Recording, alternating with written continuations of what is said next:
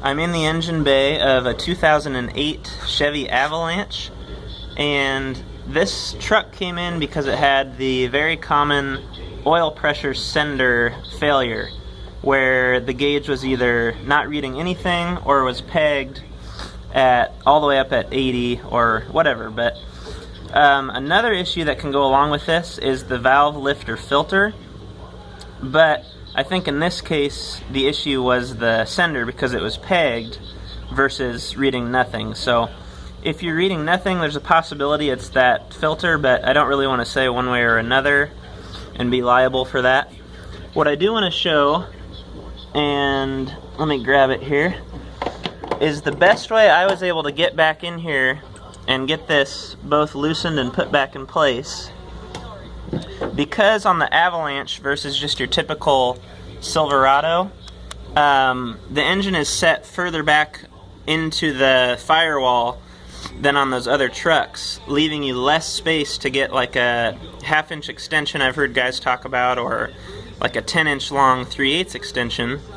So in this case, my best setup was this. I had a Lyle oil sender socket, which you can get at the parts store.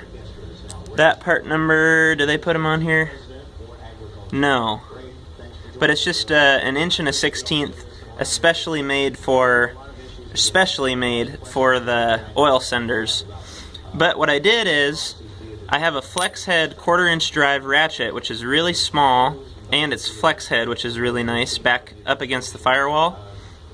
And I just took a 1/4-inch to 3/8 adapter and used this. So if you can picture this, when you reach back behind there, let's say you get the socket down on there first, which is what I'd recommend. Keep your ratchet off and just set the socket on there.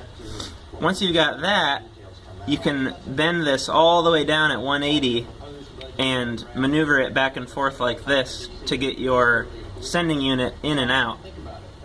So that's what I found to be the best. I tried a universal socket with like a 6-inch or a 3-inch or a 10-inch extension, and none of that worked. But finally I switched to this, and this did work. What you may have to do is bust it loose with something bigger. I was able to get it tight enough with this, but I'm not sure if you'd be able to bust it loose with this.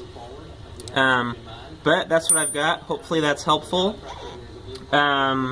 Other than that, all I did is took off the fuel line off the rail just to get it out of the way, but I don't even know if I would have had to do that. So it's not a fun job on an Avalanche in particular. It kills your wrist. One thing I can say is sitting up in the driver's side of the engine bay is a little more helpful than laying on your stomach across the front of the engine bay. I found this to be a little better, so hopefully that helps. If you have any questions, go ahead and leave a comment. Otherwise, like and subscribe, and I'll see you on the next video.